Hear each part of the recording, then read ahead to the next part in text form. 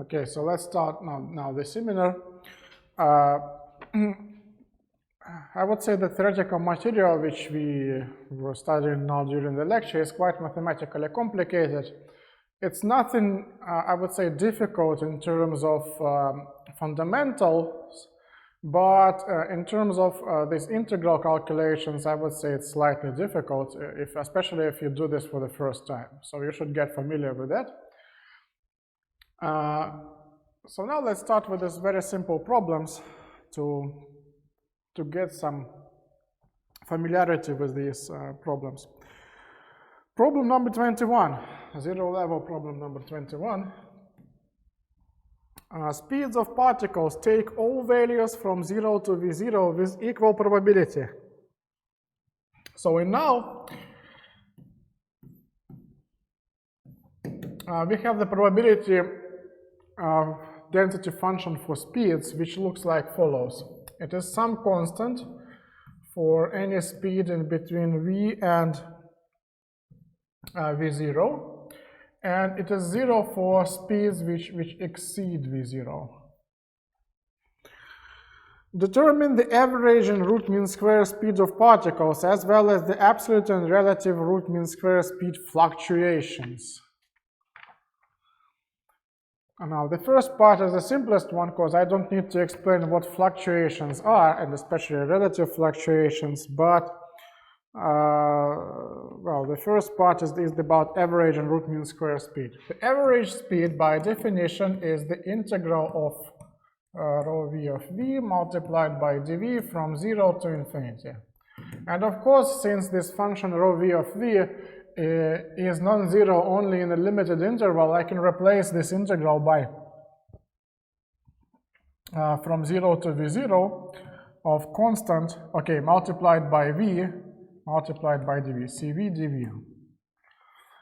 So now I get the result that is cv0 squared over 2. But I don't know the constant c. I need to determine this constant, and the only way to do this is to apply the normalization condition. The normalization condition is as follows, that the integral of rho of v dv is 1. And sometimes this can be used as the, like if you don't like to carry all of these constants over, it is sometimes you can determine the average function through the non-normalized distribution function. So if I have this function which is not normalized, then, okay, this is rho, then let's say the c equals to 1. This is the function which is not normalized. So I can calculate as the integral of v dv, but I need to divide this by the integral from 0 to v0 of this non-normalized function dv. So that would give me here v0 squared over 2 over v0. So finally that gives me the average speed of v0 over 2. This is for this approach in which I use non-normalized probability distribution function. But if I want to normalize it, then I can just write this normalization integral as c dv from 0 to v0. And the normalization condition gives me here cv0 equals to 1, from which the constant is 1 over v0. So the constant, normalization constant, is included here in the denominator, so that allows me to incorporate normalization constant in non-normalized distribution. But if I do this conventionally, I just apply the normalization condition, find out this constant, and then insert this constant in the expression for the average speed. And that gives me v0 over 2, which is quite expected. If you have a uniform value which can take from 0 to v0, then of course v0 over 2 would be the average. So in here, all of this integration stuff gives you some answer which is intuitively predictable. Now let's calculate the Er Rms Rms speed. Er RMS, where RMS stands for root mean square. Root mean square speed. By definition, root mean square speed is average of v squared and then square root, which is taken out of it. The square root of the average square of speed. So this is the square root of the integral from 0 to infinity rho of v times v squared times dv. So that gives me the integral from 0 to v0 of cv squared dv. So this is the square root of 1 over 3 times cv0 cubed. And since the constant is 1 over v0, then we can write that this is square root of v0 squared over 3. So this is v0 over square root of 3. So this is the root mean square speed. Now we are going to determine the fluctuations of these quantities. The fluctuation is another name, fluctuation,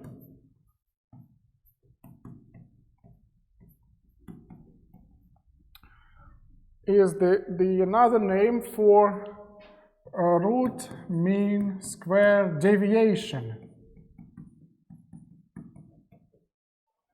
And that is, okay, the stuff which was also called standard deviation on the first lecture. And the standard deviation is the square root of the dispersion of, okay, standard deviation for velocity is the square root of the dispersion of velocity. And dispersion of velocity is by definition square root of, okay, v squared minus v average squared. V squared minus v average squared. So that would give you the fluctuations of the speed. And if I insert the previously found values here, average of v squared would be v squared over 3 minus v average squared. V average is v0 over 2. If I square that, it would give me v squared over 4.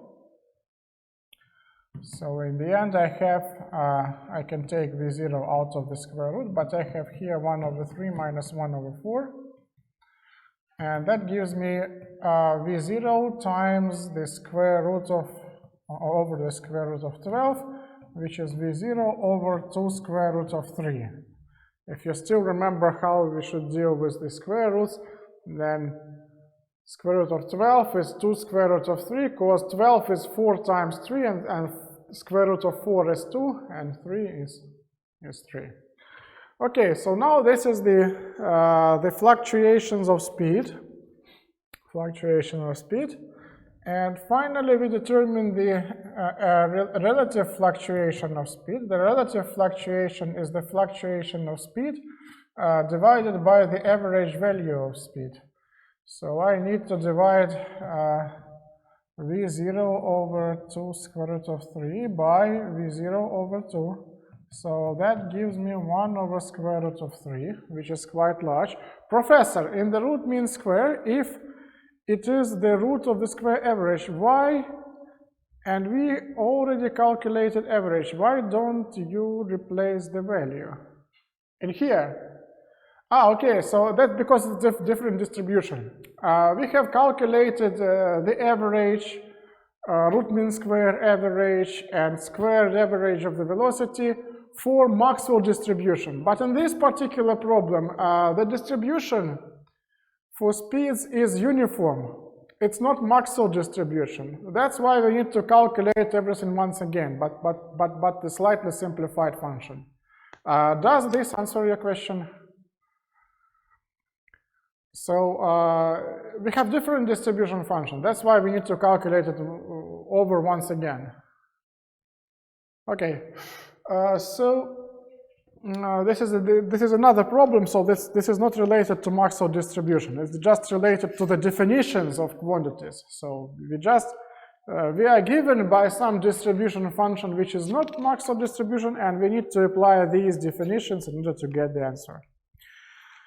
Okay, find the relative root mean square speed fluctuations. Okay, so now I have found everything which was required to calculate in this problem, and as you see, everything completely coincides with the answer given to this problem. Okay, now we go to the next one, which is now related to Maxwell distribution. Problem number 22. Find the most probable VMP average and RMS velocity. Okay, I guess the translation here is slightly wrong. I'm going to improve it during the next iteration, but of course it means Er Rms speed and average speed and most probable speed, not the velocity. And the difference between the speeds of velocity, once again, is that speed is the absolute value of the velocity vector. Compare the obtained values with the speed of sound. And we have the temperature, which is the room temperature, 300 Kelvin. Standard conditions, as one can say. So now we just need to insert the quantities into previously obtained functions. Most probable speed is 2 kb/t over m, or square root of 2 RT over mu. So what gas we have? Nitrogen. Nitrogen is N2, and the molecular mass of nitrogen is 28 grams per mole, since the molar mass of a single nitrogen atom is 14 from the periodic table, and that gives us that VMP is 2 times 831 times 300 over mu. Okay, let's say this is 0.028, because I want for this to be in SI units. 28 times 10 to the minus 3 kilograms per mole. Okay, now we need just to calculate it, and I'm not going to do this because we don't have much time left in for our seminar.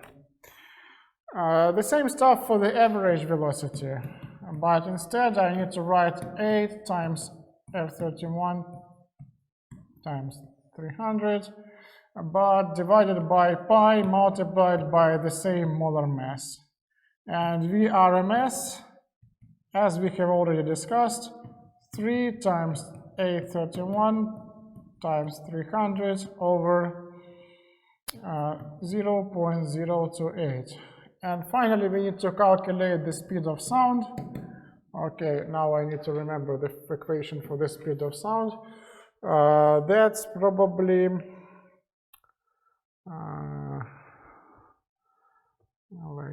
okay, I need to derive it. dP over dρ, the square root of the derivative of pressure over the density of the gas, but probably I have it somewhere with me.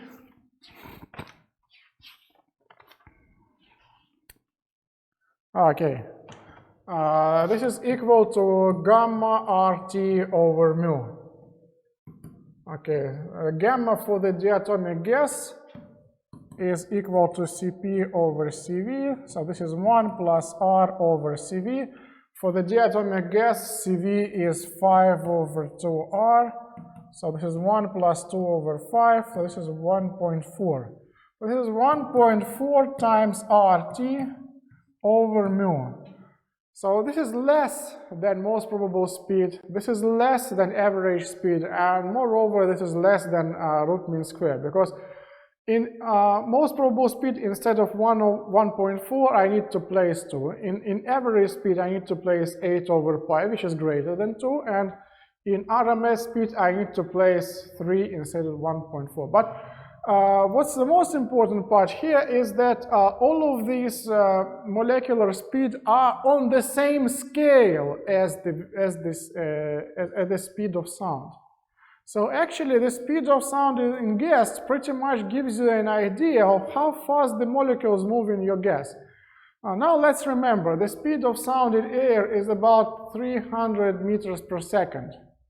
It was measured and it can be easily measured. So if you, for example, solve the problem and for gases which are parts of air, you found that, for example, your root mean square speed is 5 kilometers per second, then probably you have made a mistake somewhere, because if you compare that with 300 meters per second of the speed of sound in air, then you obviously see the difference. It should not be that much of a difference, actually. Okay.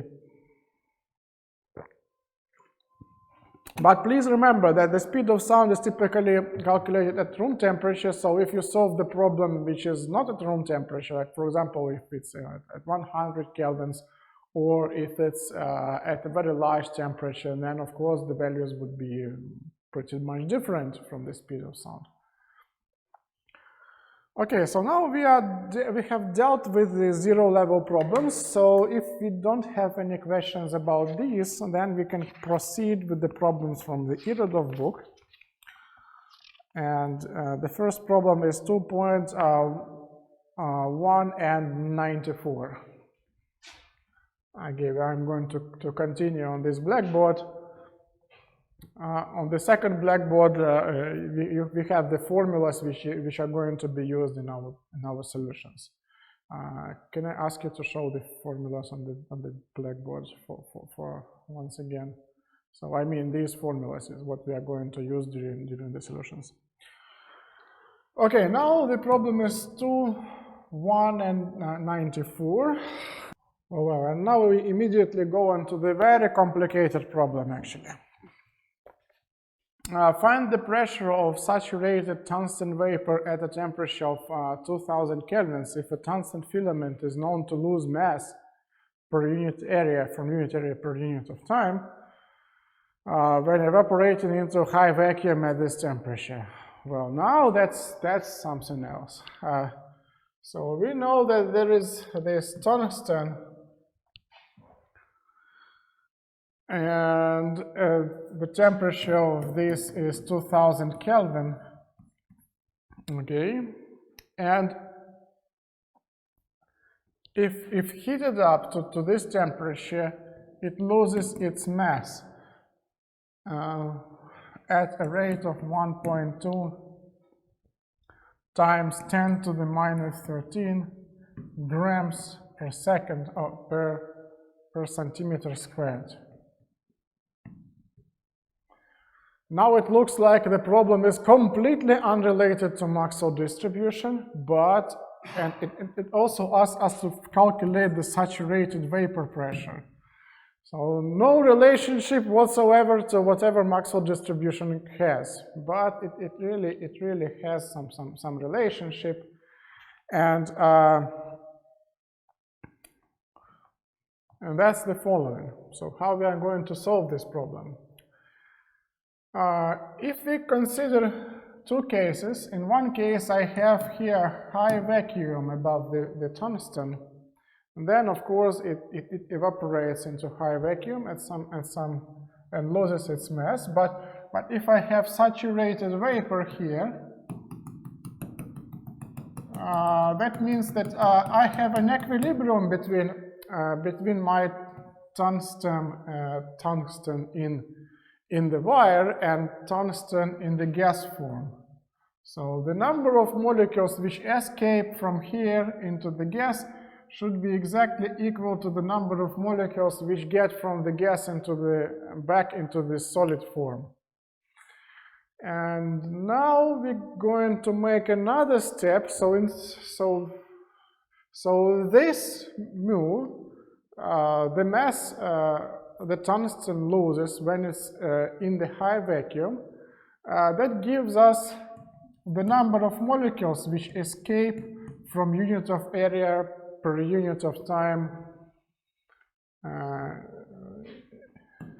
and that is mu over the mass of a single tungsten molecule.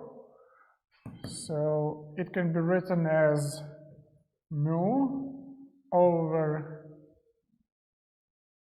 times n Avogadro and divided by molecular weight of tungsten, capital M here, because the letter mu is already in use. And probably we can check it somewhere in the reference section of the Irodov book. We can determine the molar mass of tungsten, but I am going to do it slightly faster and use the internet. So let me find the molar mass of tungsten.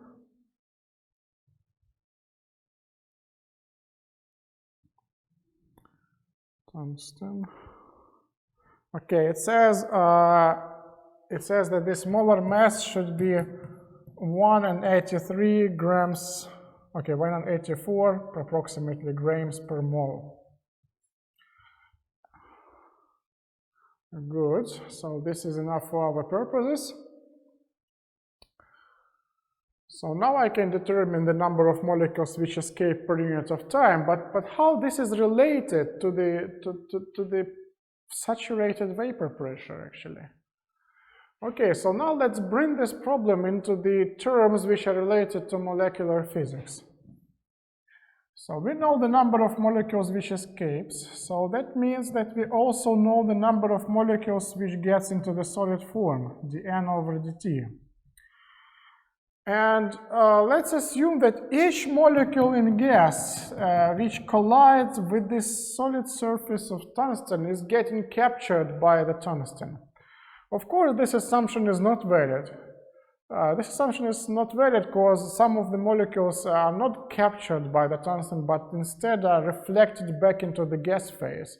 But if you want to make an estimation of the saturated vapor pressure, I can say that only a fraction of these molecules, but a significant fraction of these molecules is captured by tungsten. So if we assume that this significant fraction is exactly equal to 1, then we will get some idea about what kind of quantity the saturated vapor pressure of tungsten is. So we assume that all molecules which collide with the surface of tungsten are getting captured by the tungsten. And we just need to calculate the number of molecules. We just need to calculate this number of molecules. So how we are going to do this? We are going to use the same approach that I have used during the lecture when I derived the expression for the pressure of gas. If you remember, in the pressure of gas, I had the multiplication of the number of, let's say, molecules which cross some surface and multiplied that by the momentum carried by these molecules. So I can repeat the same stuff and calculate the number of molecules which actually collide with this surface. So let's go and do this. If I have this surface, then what determines the number of molecules colliding with it is the projection of the velocity of the molecules onto the axis which is normal to the surface. And of course, if I again assume that in the case 0, let's say the very simplified case, in the case 0, that all of the molecules have the same projection onto of the velocity onto the x-axis, which is Vx, and we have the number density of molecules n, then the number of molecules colliding with this unit area of the surface per unit of time would be equal to dN over dt and divided by a, the unit area. So that would give us just n multiplied by Vx. And multiplied by Vx. But if I want to determine the number of molecules which collide with the surface, and these molecules have arbitrary distribution for speeds, for these x components of velocity, and instead of this one, I need to have, okay, dn over dA dt should be equal to sum of dni multiplied by vxi. And this is actually the n, total gamma density of molecules, multiplied by rho of Vx multiplied by dVx, and again multiplied by Vx, because I have here the Vx, but it should be integrated from 0 to infinity. Why from 0? Why don't I account for the negative Vx? The reason is that all of the molecules which have negative Vx move in the opposite direction. So they are not going to collide with this surface at any future time. So I can neglect them. I need only to consider the molecules which move towards the surface if I want to calculate the number of collisions. And if I write the Maxwell distribution, that would give me n multiplied by m over 2 pi kbt multiplied by x of minus mvx squared over 2 kbt. Oh, I'm now out of time. Multiplied by vx multiplied by dvx. Okay, so this second part is actually f of 1. This is f of 1, so it equals to kbt over m. So now I can write that this is n multiplied divided over square root of 2 pi and multiplied by kbt over m.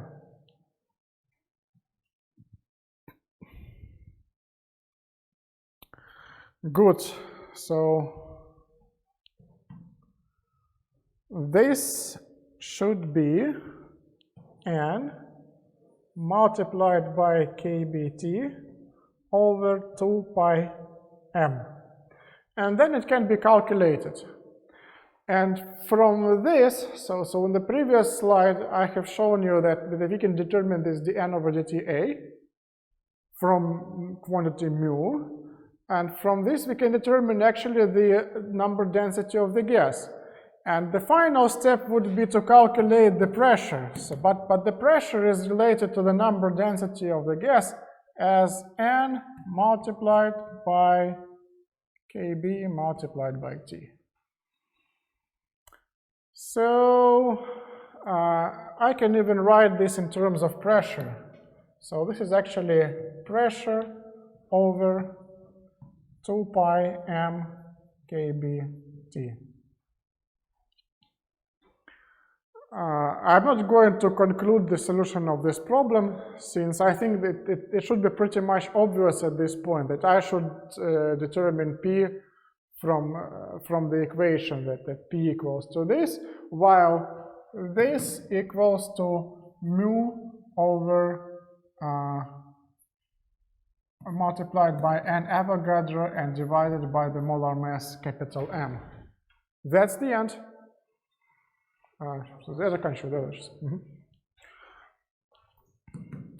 Okay, I think we are going to conclude the solutions at this point, and I would give you another way to solve this problem on the next seminar, and also we are going to solve the leftover problems on the next seminar. Thank you for attention, and I would be glad to see you next time. Goodbye.